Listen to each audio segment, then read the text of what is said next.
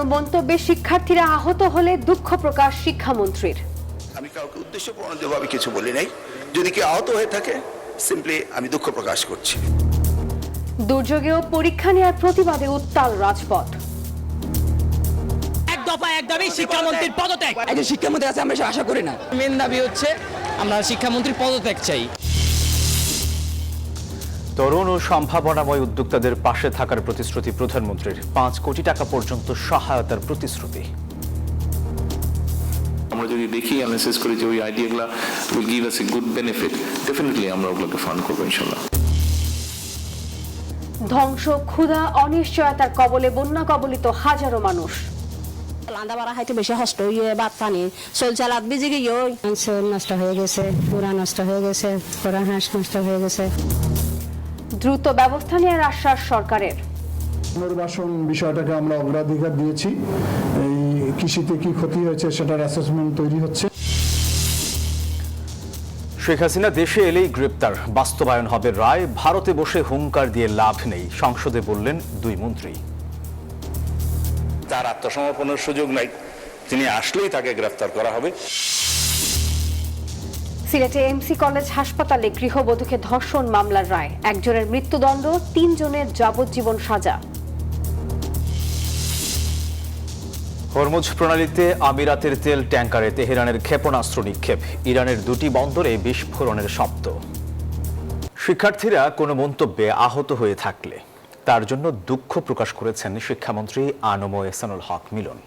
সংসদে তিনি বলেন, তার কোনো মন্তব্য উদ্দেশ্য প্রণোদিত ছিল না। প্রয়োজন হলে 13 জুলাইয়ের পরীক্ষা আবারও নেওয়া হবে জানিয়ে আন্দোলনরত শিক্ষার্থীদের সড়ক ছেড়ে পড়ার টেবিলে ফিরে যাওয়ার অনুরোধ জানান তিনি। দুর্যোগপূর্ণ আবহাওয়ার মধ্যে এইচএসসি পরীক্ষা হওয়ায় শিক্ষামন্ত্রীর পদত্যাগের দাবিতে রাস্তায় শিক্ষার্থীরা। এমন প্রেক্ষাপটে সংসদে প্রশ্নের মুখে পড়েন শিক্ষামন্ত্রী। আমি মাননীয় মন্ত্রীর কাছে প্রশ্ন রাখছি, এইচএসসির মতো একটি অত্যন্ত গুরুত্বপূর্ণ পরীক্ষা যেটার উপর নির্ভর করে আগামীতে একটা ছেলে বা মেয়ের ভবিষ্যৎ কোন দিকে যাবে, মাননীয় মন্ত্রীকে দয়া করে বলবেন যে কি সমস্যা ছিল পরীক্ষাটি কিছুদিনের 2 দিনের জন্য বা 1 দিনের জন্য পিছিয়ে দেওয়ার। প্রশ্নের জবাবে শিক্ষামন্ত্রী বলেন, সংশ্লিষ্টরা সবাই বলেছিলেন আবহাওয়া ভালো থাকবে, তাই পরীক্ষা বহাল রাখা হয়েছিল। পদার্থবিজ্ঞানের যে 2টি প্রশ্ন ভুল ছিল সেগুলোতে পূর্ণ নম্বর দেয়া হবে। আমরা 64টি জেলার এসপি এবং 8টি বিভাগীয় কমিশনার এবং প্রত্যেকটি বোর্ডের চেয়ারম্যান, ইউনো সকলের সাথে আমরা কথা বলেছি এবং ওয়েদারম্যান আমরা ব্রডকাস্টিং এর জন্য তাদের সাথে কথা বলেছি। তারা বলল যে বৃষ্টি হবে না, সেই কথাটি তারা বলেছে। বিকেল 5টা পর্যন্ত আমরা বসে থেকে সিদ্ধান্ত নিলাম যে সকলেই বলল যে ওয়েদার ভালো হবে, সেই জন্য আমরা পরীক্ষা রেখেছি। ফিজিক্সের 6 এবং 7 2টি কোশ্চেন ভুল হয়েছে, সেটাকে আমরা ফুল ক্রেডিট দিয়ে দেব। আরেক প্রশ্নের জবাবে শিক্ষামন্ত্রী জানান, যেসব পরীক্ষা কেন্দ্রে ভুল ত্রুটি হয়েছে সেখানে প্রয়োজনে আবার পরীক্ষা নেওয়া হবে। যদি কোথাও আমাদের প্রশাসনের দুর্বলতার কারণে কোনো শিক্ষা প্রতিষ্ঠানে পানি ওঠার পর যদি পরীক্ষা না দিতে পেরে থাকে, এই জরিপটা আমাদের কাছে আসার পরে আমরা সেইভাবে প্রয়োজনে আমরা রি-এক্সামিনও নিতে পারি। সেই জন্যই আবার অনুরোধ করব, শিক্ষার্থীরা যার যার পড়ার টেবিলে ফিরে যাক। আমরাই উদ্বিগ্ন তাদের চেয়ে বেশি কিভাবে তাদেরকে আমরা পরীক্ষা সঠিকভাবে নেব। শিক্ষামন্ত্রী বলেন, কোনো মন্তব্যে শিক্ষার্থীরা আঘাত পেয়ে থাকলে তার জন্য তিনি দুঃখিত। প্রয়োজনে 13 তারিখের পরীক্ষা আবার নেয়ার কথাও বলেন তিনি। আমার ব্যক্তিগত মন্তব্য সেটি নিয়ে অনেকেই আপত্তি করেছেন, সেই ব্যাপারে বলতে চাই, আমি কাউকে উদ্দেশ্যপ্রণোদিতভাবে কিছু বলি নাই। যদি কেউ আহত হয়ে থাকে, সিম্পলি আমি দুঃখ প্রকাশ করছি। চিরাং বোর্ডের পরীক্ষা আরেকটি প্রশ্নপত্রের সেটে যখন আমরা নিতে যাব, ফিজিক্স 2nd পেপার, যুক্তিবিদ্যা এবং হিসাব বিজ্ঞান, সেই সময়ে আমরা এই পরীক্ষাটি পুনরায় নেওয়ার ব্যবস্থা করতে পারব। আগামী বছর থেকে এইচএসসি পরীক্ষা ডিসেম্বর বা জানুয়ারি মাসে নেওয়ার পরিকল্পনা সরকারের রয়েছে বলেও জানান শিক্ষামন্ত্রী। বিদ্যালয় নেই। জুবায়ের সানি, নিউজ 24, ঢাকা। দাবি পূরণ না হলে পরীক্ষার পর লং মার্চের ঘোষণা দিয়ে সংসদ ভবন এলাকা ত্যাগ করেছে শিক্ষার্থীরা। এর আগে প্রবল বৃষ্টি আর জলাবদ্ধতার মধ্যে এইচএসসি পরীক্ষা নেয়ার প্রতিবাদে রাজধানীর সায়েন্স ল্যাব, উত্তরা সহ বিভিন্ন জায়গায় সড়ক অবরোধ করে বিক্ষোভ করে তারা। সড়ক অবরোধের কারণে রাজধানীর বিভিন্ন এলাকায় দেখা দেয় তীব্র যানজট।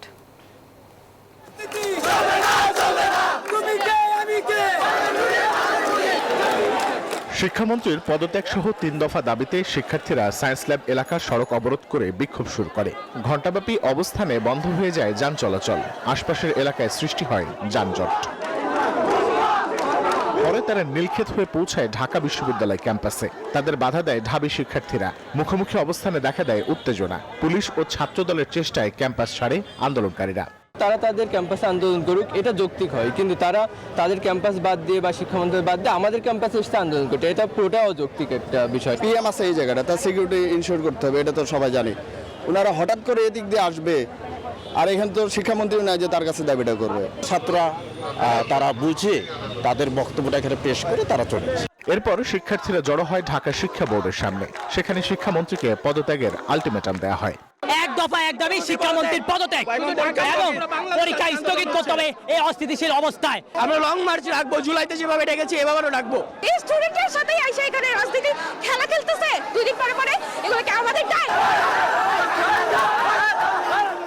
এদিকে একই দাবিতে উত্তরার বিএনএস সেন্টারের সামনে সড়কে অবস্থান নেয় শিক্ষার্থীরা। আবহাওয়া পরিস্থিতি স্বাভাবিক না হওয়া পর্যন্ত পরীক্ষা স্থগিত রাখা ও পদার্থবিজ্ঞানে ভুল প্রশ্নের ব্যাপারে কি করা হবে সেই বিষয়ে সিদ্ধান্ত নেয়ার দাবি জানান শিক্ষার্থীরা। তার পদত্যাগ চাই আমরা, কারণ একজন শিক্ষামন্ত্রী আছে, আমরা এসব আশা করি না। মেন দাবি হচ্ছে আমরা শিক্ষামন্ত্রীর পদত্যাগ চাই। ঢাকা ময়মনসিংহ মহাসড়ক অবরোধের ফলে বন্ধ হয়ে যায় যান চলাচল। ভোগান্তিতে পড়েন সাধারণ মানুষ। একাধিক স্থানে সড়ক অবরোধের প্রভাব পড়ে রাজধানী জুড়ে। রিশাদ হাসান, নিউজ 24, ঢাকা। বিজলি কেবলস যে কোনো স্থাপনার বৈদ্যুতিক সংযোগকে রাখে নিরাপদ। এর স্কিন কোটেড ইনসুলেশন সম্পূর্ণ ফায়ার রিটার্ডেন্ট, তাই বিজলি কেবলস নিজেই নিজেকে নেভায়। বিজলি কেবলস, নিরাপদ আজীবন। শিক্ষামন্ত্রীর পদত্যাগ দাবিতে বিক্ষোভ হয়েছে চট্টগ্রাম, বরিশাল, ময়মনসিংহ সহ দেশের বিভিন্ন বিভাগীয় ও জেলা শহরে। সব শিক্ষা বোর্ডের পরীক্ষা স্থগিত, পরীক্ষার প্রশ্নপত্র ভুলের সঙ্গে জড়িতদের শাস্তি সহ 3 দাবিতে সড়ক অবরোধ করে সমাবেশ করেন কলেজ শিক্ষার্থীরা। চট্টগ্রাম শিক্ষা বোর্ডের প্রধান ফটকের সামনে অবস্থান নেন শিক্ষার্থীরা। এ সময় সড়কে যান চলাচল বন্ধ হয়ে তীব্র যানজটের সৃষ্টি হয়। পরীক্ষার্থীদের অভিযোগ, জলাবদ্ধতায় সময়মতো কেন্দ্রে পৌঁছাতে পারেননি অনেকে। অবিলম্বে শিক্ষামন্ত্রীর পদত্যাগ দাবি করেন তারা। এত প্রেশার নিয়ে মানুষ পরীক্ষা দিতে পারে, কোশ্চেন এভাবে কেন হার্ড হবে? বরিশালেও শিক্ষা বোর্ডের সামনে বিক্ষোভ ও মহাসড়ক অবরোধ করেন শিক্ষার্থীরা। পরীক্ষা নেওয়া সহ অভিন্ন প্রশ্নপত্র কঠিন হওয়ার অভিযোগ তুলেন তারা। এতে চরম দুর্ভোগে পড়েন মানুষ। আমরা কি শিক্ষার্থীরা লেখাপড়া করে ফার্মের মুরগি হিসেবে গণ্য হবো? এটা কখনোই একটা দেশের ভবিষ্যৎ নির্ধারণ করে না। সে যদি হেলিকপ্টারে থেকে বন্যার পরিস্থিতি বুঝতে চায়, স্টুডেন্টের কষ্ট বুঝতে চায়, তাহলে সে পারবে না। ময়মনসিংহের টাউন হল চত্বরে কর্মসূচি থেকে পুনঃ পরীক্ষা নেয়ার দাবি জানান বিক্ষুব্ধরা। প্রশ্নপত্রের বিভিন্ন ত্রুটি ও শিক্ষার্থীদের নিয়ে মন্ত্রীর মন্তব্যের অভিযোগ তুলে রাজশাহী শিক্ষা বোর্ড ঘেরাও করা হয়। উনি কি দেখে না শিক্ষার্থীদের কষ্ট? উনি কি বুঝেন আমাদের কষ্ট? মাননীয় প্রধানমন্ত্রীর কাছে আমার একটা রিকোয়েস্ট, আমাদের সকল দাবি উনি কান পেতে শুনবেন। একই দাবিতে বগুড়ায়ও বিক্ষোভ মিছিল ও সমাবেশ করেছেন এইচএসসি পরীক্ষার্থীরা। বৃষ্টির মধ্যে হাঁটু বানি মাথা বানি ওটা কি মাছ চাষ করবার কাছে না পরীক্ষা দিবার কাছে? Desk report, news 24। দেশের সম্ভাবনাময় উদ্যোক্তাদের 5 লাখ থেকে 5 কোটি টাকা পর্যন্ত আর্থিক সহায়তা দেবে সরকার। আইসিটি বিভাগের 500 কোটি টাকার স্টার্টআপ তহবিল থেকে এই অর্থ দেওয়া হবে। ঢাকা বিশ্ববিদ্যালয়ে এক অনুষ্ঠানে এই ঘোষণা দেন প্রধানমন্ত্রী তারেক রহমান। জানান, জামানতবিহীন এই অর্থায়নের জন্য কাজ করবে একটি সম্পূর্ণ নিরপেক্ষ কমিটি। তারুণ্য, স্টার্টআপ ও সম্ভাবনা বাংলাদেশ এই শিরোনামে ঢাকা বিশ্ববিদ্যালয়ের নবাব আলী চৌধুরী সিনেট ভবনে আয়োজন করা হয় বিশেষ এই অনুষ্ঠান। ঢাকা বিশ্ববিদ্যালয়ের সহযোগিতায় তথ্য ও যোগাযোগ প্রযুক্তি বিভাগ আয়োজিত এই অনুষ্ঠানে প্রধান অতিথি ছিলেন প্রধানমন্ত্রী তারেক রহমান। ভূমিকা পালন করছে। অনুষ্ঠানে প্রধানমন্ত্রী জাতীয় স্টার্টআপ ও উদ্যোক্তা প্ল্যাটফর্মের আনুষ্ঠানিক উদ্বোধন করেন। ঘোষণা দেন তরুণ উদ্যোক্তাদের তহবিল সরবরাহের। এন্টারপ্রেনার যদি কোনো নতুন আইডিয়া নিয়ে আসে এবং আমরা যদি দেখি অ্যানালাইসিস করি যে ওই আইডিয়াগুলো will give us a good benefit, definitely আমরা ওগুলোকে ফান্ড করবো ইনশাল্লাহ। আমরা 5 লাখ টাকা থেকে 5 কোটি টাকা পর্যন্ত একজন স্টার্টআপ যে উদ্যোক্তা তাকে আমরা সহায়তার চেষ্টা করব। উদ্বোধনী অনুষ্ঠানে ঢাকা বিশ্ববিদ্যালয়ের শিক্ষার্থীদের বিভিন্ন প্রশ্নের সরাসরি জবাব দেন প্রধানমন্ত্রী। জানান, সরকারি অর্থে শতভাগ জবাবদিহিতা নিশ্চিত করেই এই তহবিল পরিচালিত হবে।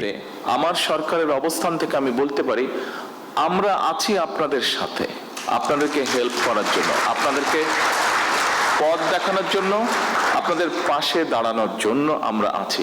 কতটুকু পারবো আমি জানি না, বাট আমরা আছি।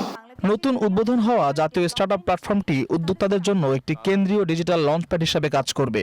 এখন থেকে সরকারি সহায়তা, আবেদন প্রক্রিয়া, প্রশিক্ষণ, মেন্টরিং ও বিনিয়োগের সব সুবিধা এক ছাতার নিচে পাবেন তরুণরা। আপনার এই প্রশ্নের উত্তরটা আল মোহাইমিনুল খান, নিউজ 24, ঢাকা। বন্যার পানি ধীরে ধীরে নামছে, কিন্তু রেখে গেছে ধ্বংসস্তূপ, ক্ষুধা আর অনিশ্চয়তার দীর্ঘশ্বাস। কক্সবাজারের চকরিয়া, রামু, লামা ও আশপাশের অনেক এলাকায় এখনো ঘরে ফিরতে পারছেন না হাজারো মানুষ। আর যারা ফিরেছেন তাদের থাকার মতো ঘরে পরিবেশ নেই, সেই সাথে নেই রান্নার ব্যবস্থা, জীবিকা। পানির সঙ্গে যেন ভেসে গেছে মানুষের বহু বছরের সঞ্চয়।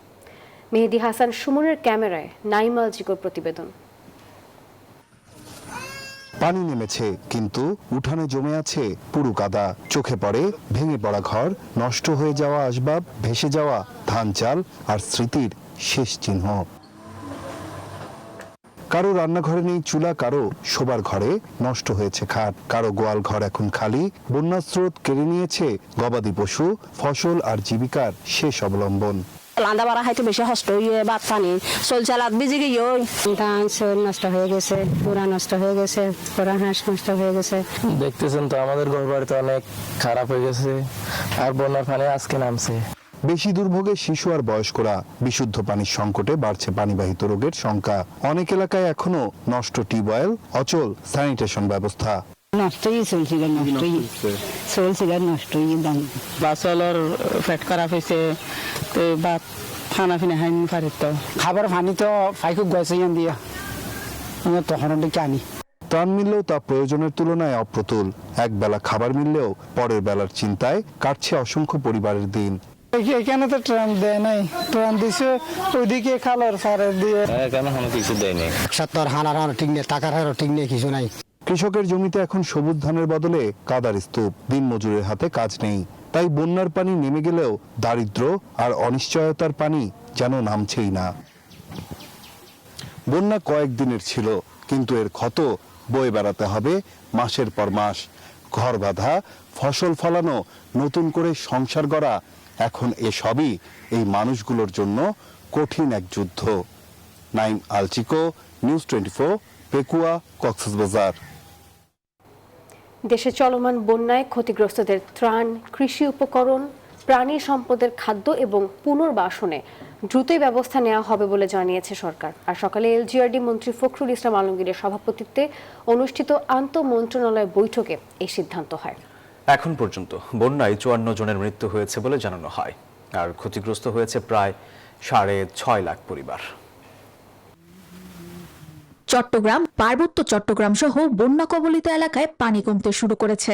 বাড়ছে পানিবাহিত রোগ। প্লাবিত এলাকার মানুষ নানা দুর্ভোগে দিন পার করছে। এই অবস্থা মোকাবেলায় দুর্গতদের দ্রুত পুনর্বাসনের সিদ্ধান্ত নিয়েছে সরকার। মঙ্গলবার আন্তঃমন্ত্রণালয় বৈঠকে বন্যা পরিস্থিতি মোকাবেলায় তাৎক্ষণিক ও দীর্ঘমেয়াদী করণীয় নিয়ে আলোচনা হয়। জানানো হয়, ক্ষতিগ্রস্তদের জন্য ত্রাণ, কৃষি উপকরণ, প্রাণী সম্পদের খাদ্য এবং দ্রুত পুনর্বাসনের ব্যবস্থা করা হবে। পুনর্বাসন বিষয়টাকে আমরা অগ্রাধিকার দিয়েছি। এই কৃষিতে কি ক্ষতি হয়েছে সেটার অ্যাসেসমেন্ট তৈরি হচ্ছে। যে কোনো মানুষ যে কোনো রোগে বা সাপে কামড় সহ আক্রান্ত হলে নিকটস্থ উপজেলা সদরে চিকিৎসার ব্যবস্থা করবেন, সেই নির্দেশনা প্রদান করা হয়েছে। এ সময় কৃষিমন্ত্রী জানান, বন্যায় সবচেয়ে বেশি ক্ষতিগ্রস্ত হয়েছে ধানের বীজতলা। সরকারি জমিতে বীজতলা করে কৃষকদের মাঝে চারা বিতরণের কথাও জানান তিনি। ঠিক এই সময়ে এই বন্যার কারণে আমাদের ধানের বীজ ওই এলাকায় অলমোস্ট নেই, ধানের বীজ নাই, ডুবে গেছে। পানি কমে গেলে ভেঙে যাওয়া বাঁধ ও ক্ষতিগ্রস্ত অবকাঠামোর জরুরি ভিত্তিতে মেরামতের কথা জানান পানি সম্পদ প্রতিমন্ত্রী। যেসব এলাকায় বন্যা হয়েছে, বাঁধ ভেঙে গেছেন, সেসব এলাকায় তারা যেন সার্বক্ষণিকভাবে সেখানে বাঁধগুলো পুনর্নির্মাণ এবং জরুরি ভিত্তিতে কিছু কাজ থাকে, সেই কাজগুলো আমরা করার নির্দেশনা দিয়েছি। বন্যা শেষ হলে ক্ষয়ক্ষতির পূর্ণাঙ্গ হিসাব শেষে সবাইকে পুনর্বাসন করার আশ্বাস আসে সরকারের পক্ষ থেকে। Desk report, news 24। চট্টগ্রামের বন্যা পরিস্থিতির কিছুটা উন্নতি হয়েছে। পানি নামার সঙ্গে সঙ্গে গ্রামীণ সড়ক ও বিভিন্ন এলাকায় স্পষ্ট হচ্ছে ক্ষতচিহ্ন। আর একই চিত্র কক্সবাজারেও। চকরিয়া, পেকুয়া সহ বিভিন্ন উপজেলায় কমছে বানের পানি, তবে পানিবন্দী লাখো মানুষের দুর্ভোগ চরমে।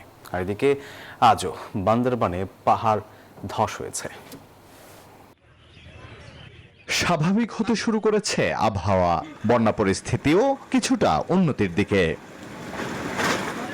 চট্টগ্রামের সাতকানিয়া ও বাঁশখালীতে বন্যা পরিস্থিতির কিছুটা উন্নতি হয়েছে, পানি নামছে আর স্পষ্ট হচ্ছে ক্ষতচিহ্ন। তবে সাতকানিয়ার নিম্নাঞ্চল এখনো প্লাবিত। কক্সবাজারের চকরিয়া ও পেকুয়া সহ বিভিন্ন উপজেলায় কমেছে বানের পানি, তবে পানিবন্দী লাখো মানুষের দুর্ভোগ চরমে। বন্যা দুর্গত এলাকায় দেখা দিয়েছে খাদ্য ও বিশুদ্ধ পানির সংকট। প্রশাসনের পক্ষ থেকে পৌঁছে দেয়া হচ্ছে ত্রাণ সামগ্রী। একই চিত্র খাগড়াছড়ি ও রাঙামাটিতেও। এদিকে বান্দরবানে আবারও ঘটেছে পাহাড় ধসের ঘটনা। হঠাৎ প্লাবনে ক্ষতির মুখে পড়েছেন জেলার কৃষকরাও।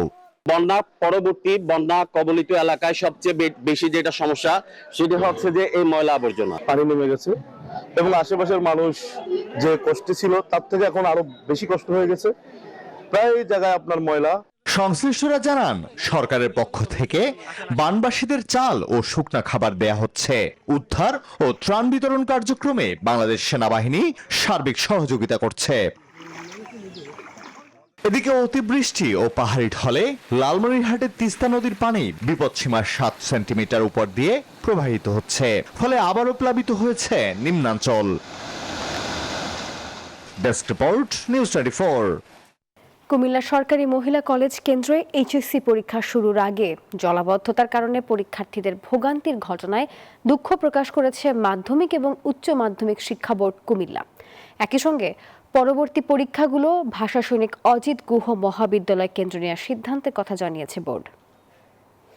জলাবদ্ধতায় পরীক্ষার্থীগণ কেন্দ্রে প্রবেশে বিড়ম্বনার শিকার হয়েছে। প্রবেশ পথে সৃষ্ট গর্তের কারণে একজন পরীক্ষার্থী পানিতে পড়ে যায়। আমি এই পরীক্ষার্থীর জন্য আন্তরিকভাবে দুঃখ প্রকাশ করেছি। কুমিল্লা সরকারি মহিলা কলেজ কেন্দ্রের পরীক্ষার্থীদের চলমান পরীক্ষা রুটিন অনুযায়ী ভাষা সৈনিক অজিত গুহ মহাবিদ্যালয় কেন্দ্রে পরীক্ষা নেওয়ার জন্য সুব্যবস্থা করা হয়েছে। শেখ হাসিনা দেশে এলেই গ্রেপ্তার হবেন। ভারতে বসে যারা হুঙ্কার দিচ্ছেন তারা কোনো সুযোগ পাবেন না। সংসদে এসব কথা বলেছেন সরকারের দুই মন্ত্রী।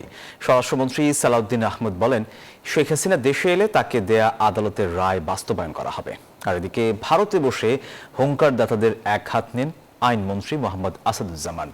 জুলাই চেতনায় বিশ্বাসীদের সবাই এক কাতারে দাঁড়াবে এমন প্রত্যাশার কথাও জানান। অন্যদিকে জুলাইয়ের চেতনা বাস্তবায়নে সরকার আন্তরিক নয় বলে অভিযোগ করেন বিরোধী দলীয় নেতারা। অন্তর্বর্তী সরকারের সময় এই দিনকে জুলাই উইমেন্স ডে হিসেবে পালন করা হয়েছিল। এই সরকার চাইলে এই দিনটা আজকে স্মরণ করতে পারতেন, পালন করতে পারতেন, কারণ জুলাই গণ অভ্যুত্থানের নারীদেরকে আমাদের স্বীকৃতি দিতে হবে। জুলাই যোদ্ধাদেরকে সাপোর্ট দেওয়ার জন্য, সম্মান দেখানোর জন্য একটা ফাউন্ডেশন হয়েছে। আমি ব্যতীত শুনে যদি তারা গত 5 মাস ধরে তারা কোনো বেতন পান না। আমার একান্ত অনুরোধ, সরকার এই প্রতিষ্ঠানটাকে যেন আরো প্রাণবন্ত করে তোলে। ওই একই এখানেও বীর জন্ম নেবে বেশি করে ইনশাআল্লাহ। সংগঠন হিসাবে আওয়ামী লীগের বিরুদ্ধে তদন্ত শুরু করেছি। ইতিমধ্যে জুলাই হত্যাকাণ্ডে সারা বাংলাদেশে যে হত্যাকাণ্ড সংগঠিত হয়েছিল জেলায় জেলায়, সে বিষয়েও আমরা তদন্ত কার্যক্রম শুরু করার পরিকল্পনা গ্রহণ করেছি। মাননীয় স্পিকার, আমরা চাই তিনি ফেরত আসুক, বিচারের মুখোমুখি হোক। তবে আইনমন্ত্রী বলেছেন তাকে আসলে অ্যারেস্ট করা হবে এই জন্য যে শি ইজ অলরেডি কনভিক্টেড। সুতরাং তার আত্মসমর্পণের সুযোগ নাই। তিনি আসলেই তাকে গ্রেফতার করা হবে, রায় কার্যকর করা হবে। যদি আপিলের কোনো সুযোগ থাকে সেটা অন্য কথা, আইন আদালত বলবে। বাংলাদেশে চলমান বিভিন্ন ভারতীয় উন্নয়ন প্রকল্প বাতিলের আশঙ্কা নাকচ করে দিয়েছে ভারত। মঙ্গলবার নয়াদিল্লিতে পররাষ্ট্র মন্ত্রণালয়ের সাপ্তাহিক ব্রিফিংয়ে কথা বলেন মন্ত্রণালয়ের মুখপাত্র রণধীর জয়সওয়াল। বাংলাদেশে ভারতের উন্নয়ন সহযোগিতা কর্মসূচিগুলো দুই দেশের পারস্পরিক আলোচনা ও সম্মতির ভিত্তিতেই পরিচালিত হচ্ছে এবং ভবিষ্যতেও একই প্রক্রিয়ায় চলবে। সিলেটের এমসি কলেজ ছাত্রাবাসে গৃহবধূকে সংঘবদ্ধ ধর্ষণ মামলায় একজনকে মৃত্যুদণ্ড আর 3 জনকে যাবজ্জীবন কারাদণ্ড দিয়েছেন আদালত। আর দণ্ডপ্রাপ্তরা সবাই নিষিদ্ধ ছাত্রলীগের নেতাকর্মী। এই ঘটনায় খালাস পেয়েছেন 4 জন। আর রায়ে রাষ্ট্রপক্ষের আইনজীবী সন্তোষ জানালেও উচ্চ আদালতে যেতে চান আসামি পক্ষের আইনজীবীরা। নাজাত আহমেদ পুরো কায়স্থের পাঠানো তথ্য ছবি নিয়ে বিস্তারিত ডেস্ক রিপোর্টে। 2020 সালের 25 সেপ্টেম্বর সিলেটের এমসি কলেজ ছাত্রাবাসে স্বামীর সঙ্গে ঘুরতে গিয়ে সংঘবদ্ধ দর্শনের শিকার হন এক গৃহবধূ। এ ঘটনায় 6 জনের নাম উল্লেখ করে এবং অজ্ঞাতনামা আরো 2 জনকে আসামি করে মামলা দায়ের করা হয়। দীর্ঘ 6 বছর পর বহুল আলোচিত এই মামলার রায় দেন আদালত। মঙ্গলবার দুপুরে সিলেটের দ্রুত বিচার ট্রাইব্যুনালের বিচারক স্বপন কুমার সরকার 91 পৃষ্ঠার রায় পড়ে শোনান। রায়ে প্রধান আসামি সাইফুর রহমানকে মৃত্যুদণ্ড এবং অর্জুন লস্কর, তারিকুল ইসলাম তারেক ও শাহ মাহবুবুর রহমান রনিকে যাবজ্জীবন কারাদণ্ড দেওয়া হয়। মামলার অপর 4 আসামিকে বেকসুর খালাস দেন আদালত। রায়ে সন্তোষ প্রকাশ করেন রাষ্ট্রপক্ষের আইনজীবী। তথ্য উপাত্ত বিচার বিশ্লেষণ করে সাক্ষীদের জবানবন্দি সব কিছু বিচার বিশ্লেষণ করে যে জাজমেন্ট দিয়েছেন সেটা আমার দৃষ্টিতে আমরা রাষ্ট্রপক্ষ সন্তুষ্ট। তবে রায়ে অসন্তুষ্টি প্রকাশ করে উচ্চ আদালতে আপিলের কথা জানান আসামি পক্ষের আইনজীবী। এই প্রসিকিউশন স্টোরিকে সমর্থন করে নাই, কোনো সাক্ষী সমর্থন না করলে কিভাবে সাজা দেওয়া হয়? সুতরাং আমরা সংক্ষুব্ধ, আমরা উচ্চ আদালতে। রায় কার্যকর হলে তা ভবিষ্যতে এ ধরনের অপরাধ দমনে ইতিবাচক ভূমিকা রাখবে বলে মনে করেন সাধারণ মানুষ। এইটা কার্যকরী করিলে এতে সমাজও ভালো একটা মেসেজ যাইব। এদের শাস্তি হওয়া উচিত। এরা যারা দর্শন করছে এরা তো আসলে অমানবিক কাজ করছে। মামলাটি নারী ও শিশু নির্যাতন দমন ট্রাইব্যুনাল থেকে গত বছরের মে মাসে দ্রুত বিচার ট্রাইব্যুনালে হস্তান্তর করা হয়। এরপর মোট 25 জন সাক্ষী আদালতে সাক্ষ্য দেন। নাজাত আহমদ পুরকায়স্ত, নিউজ 24, সিলেট। এবার আন্তর্জাতিক প্রসঙ্গ। হরমুজ ঘিরে আরও বিস্তৃত হয়েছে ইরান যুক্তরাষ্ট্র সংঘাত। সোমবার রাতেও ইরানে হামলা চালিয়েছে যুক্তরাষ্ট্র। বন্দর আব্বাস এবং বুশেহরে শোনা গেছে বিস্ফোরণ। পাল্টা জবাবে সংযুক্ত আরব আমিরাতের 2টি তেল ট্যাঙ্কার এবং জর্ডান ও বাহরাইনে মার্কিন স্থাপনায় হামলার দাবি করেছে আইআরজিসি। একই সঙ্গে ইরানের হরমুজ বন্ধ রাখার হুঁশিয়ারিতে বাড়ছে সর্বাত্মক যুদ্ধ আর বৈশ্বিক জ্বালানি সরবরাহে সংকটের আশঙ্কা। হরমুজের আকাশে ক্ষেপণাস্ত্র, সাগরে আক্রান্ত তেল ট্যাঙ্কার, ইরান যুক্তরাষ্ট্র সংঘাতের আগুন এবার ছড়িয়ে পড়ছে উপসাগরীয় অঞ্চল জুড়ে। হরমুজ প্রণালীতে সংযুক্ত আরব আমিরাতের 2টি তেল ট্যাঙ্কারে হামলার দাবি করেছে ইরানের বিপ্লবী গার্ড আইআরজিসি। এতে নিহত হয়েছেন একজন ভারতীয় নাবিক, আহত হয়েছেন আরও কয়েকজন। ঘটনার পর ইরানের জ্যেষ্ঠ কূটনীতিককে তলব করেছে নয়াদিল্লি। এরই মধ্যে টানা আরেক রাত ইরানে হামলা চালিয়েছে যুক্তরাষ্ট্র। বন্দর আব্বাস ও বুশেহারে শোনা গেছে একের পর এক বিস্ফোরণ। থেমে নেই তেহরানও। জর্ডান ও বাহরাইনে মার্কিন স্থাপনা লক্ষ্য করে পাল্টা হামলার দাবি করেছে আইআরজিসি। জলে স্থলে ছড়িয়ে পড়া এই পাল্টা হামলা হরমুজ এখন সংঘাতের নতুন কেন্দ্রবিন্দু। আর আইআরজিসির হুঁশিয়ারি, মার্কিন আগ্রাসন চললে খুলবে না বিশ্বের অন্যতম গুরুত্বপূর্ণ এই জ্বালানি সরবরাহের পথ। ফলে প্রতিটি নতুন হামলার সঙ্গে আরো বিস্তৃত হচ্ছে যুদ্ধের পরিধি, আরো ঘনীভূত হচ্ছে মধ্যপ্রাচ্যে সর্বাত্মক সংঘাতের আশঙ্কা। চন্দ্রা, নিউজ 24। দর্শক, এই ছিল নিউজ 24 সংবাদের এখনকার আয়োজনে। পুরো আয়োজনের সাথে থাকার জন্য ধন্যবাদ সবাইকে।